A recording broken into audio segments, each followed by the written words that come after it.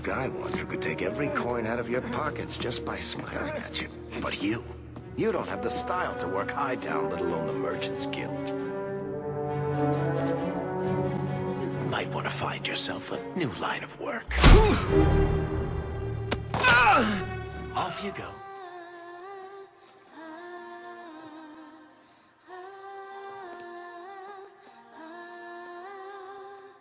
We heard you want to get together. We heard you want to rock the school. We've got something that is better. Here, Mr. Bilbo! Where are you off to? I'm going on an adventure!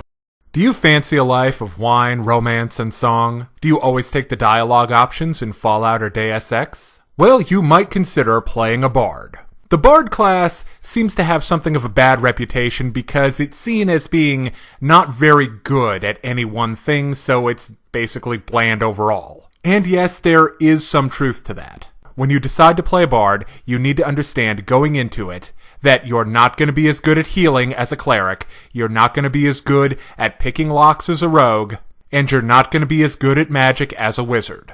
But having said that, you can definitely carve out a real niche for yourself in the party. A bard is essentially a combat multiplier. You make the party better at what they do. You make your own party members stronger while strategically undercutting your opponents. It's one of the great ironies of D&D. The class, which is all about being the center of attention, isn't really the star when it comes to the game itself.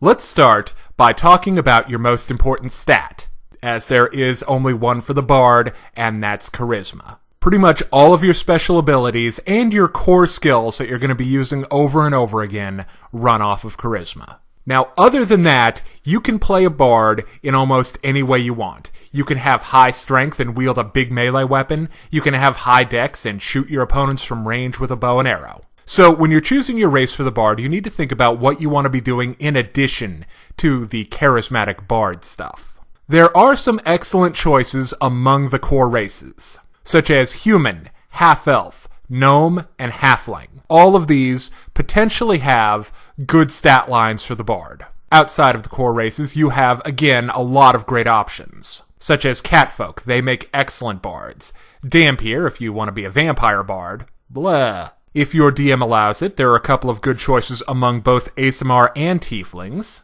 The Angel Aasimar gets a +2 to strength and charisma, while the Azat gets a +2 to dex and charisma. Among the tieflings, the demon tieflings get +2 strength and +2 charisma, but they take a -2 to intelligence. And the Rakshasa get a +2 to dex and a -2 to wisdom in addition to their +2 to charisma. And Ifrits are also a good choice. So you have a great number of options for your bard. Health and base attack bonus-wise, bards are in the same world as rogues. They have a D8 health and the mid-range base attack bonus. But they have good reflex and good will saves. But they're not particularly good at fort saves. One of the weaknesses of the bard is their not particularly robust weapon proficiencies.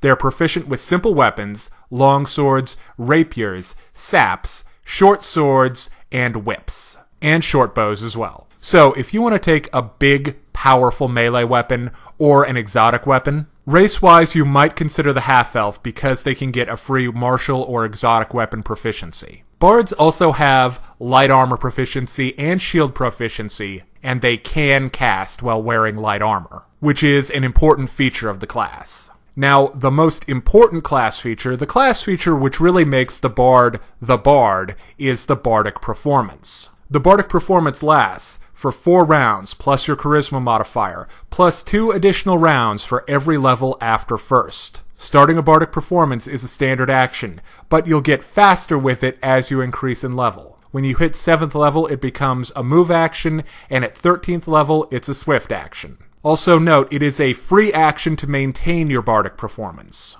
The DC for resisting a bardic performance is 10, plus half your HD, plus your charisma modifier. And like any mind-affecting ability, that DC is extremely important, so it's great that it's scalable. So, what does the Bardic performance do? Well, it does a lot of different things depending on which performance you choose. You can rescue your allies from dangerous monster abilities. Countersong dispels abilities based on sound. Distraction dispels abilities based on sight. So, a Ralsaka's beckoning call could be countered with countersong, and a hypnotic pattern would be countered with distraction. One of the mainstay Bardic performances is Inspire Courage. This gives you and your party a +1 to hit and damage, and a +1 to saves versus charm and fear. Inspire Courage scales as you increase in level, so you're going to hit +2, +3 as you go along. Another interesting ability that bards get is Fascinate. This is when one or more creatures becomes fascinated with you. Now, when you hit 6th level, you're going to be able to add Suggestion as the spell to the Fascinate performance, which can be really helpful. Another fun Bardic performance is Dirge of Doom. This makes your enemies shaken. So, as you can see, there are a lot of different Bardic performances, and you're going to need to tailor those to your situation. You may come across a group of guards that you need to fascinate, while your party's rogue goes and does some shady business. You may come across a terrifying monster, and you need Inspire Courage to get your party members through the fight.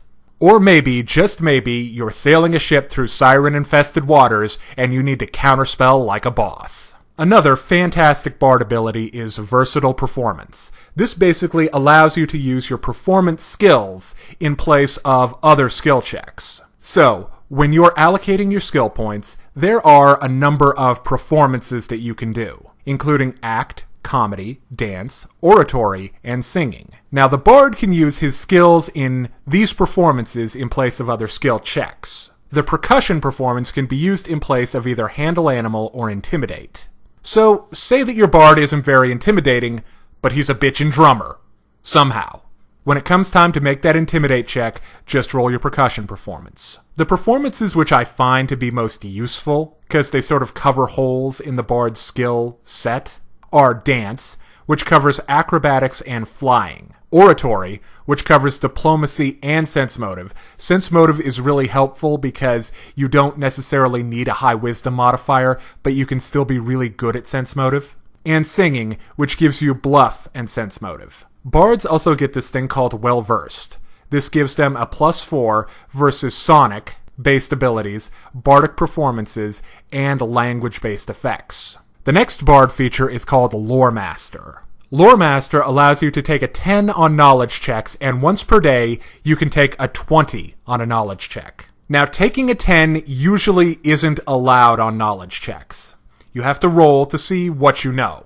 But with the bard, because you're so used to hearing different stories and picking up different lore from around the world, I guess you're allowed to take a 10, which is cool. And that taking a 20 can really get you out of sticky situations if used at the right time. The final bard class feature I'm going to talk about is Jack of All Trades. This allows the bard to use any skill, even untrained.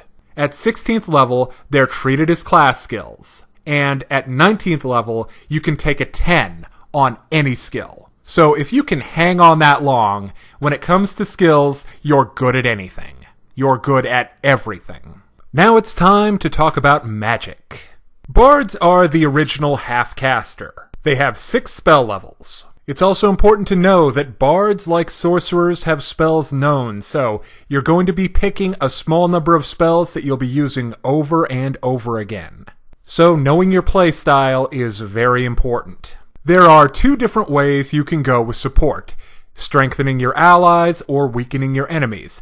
The bard can do both. If you're interested in pumping up your allies, I recommend spells like Expeditious Retreat, Cure Wounds, Alter Self, Invisibility, Rage. All of these spells will make your allies stronger. Now, if you're interested in cutting your opponents down to size, you have spells like Cause Fear, Sleep, Hideous Laughter, and Hold Person. The bard also has access to some useful utility spells, such as Featherfall, Grease, Glitter Dust, Locate Object, and Comprehend Languages, to name a few. Alright, I want to end by talking about some things that a bard can do to cover his natural weaknesses and his inherent lack of focus, if you will. First off, pick a weapon and marry it. Like most things in Pathfinder, if you want to be good at a weapon, you have to build into it to a certain extent. So don't be like, say, I want to do both melee and ranged. Pick a bow, pick a sword, pick a weapon you like, and stick with it. And make the changes to the character that you need to change to make the weapon work for you. Like, if you're a melee fighter, put something into the constitution so you can have the HP to really be in there with the fight for as long as you can. If you're going with a Dexy character and you're using a bow, absolutely use the feats that you need, such as point blank shot and precise shot. Definitely put something into use magical device, because that's going to let you have some spellcasting power. You can be the guy who uses wands and scrolls. And above all with the bard, be creative. Most DMs I know love it when you think outside of the box. If you can do something silly or ridiculous that has an outside chance of working, give it a shot. If you see a bunch of orcs guarding a cave, run up to them, blow a raspberry in the face, and take off running into the woods. They'll chase you, and you can lead them right to your party waiting for them. Show up at a tavern, pretend you're someone important. Make a bluff check. See if you can get the party free rooms. The bard lends itself to shenanigans, so you definitely want to take advantage of that. Thank you for watching D6 Damage. If you're interested in more class analysis and character builds for Pathfinder or D&D, check us out right here on YouTube.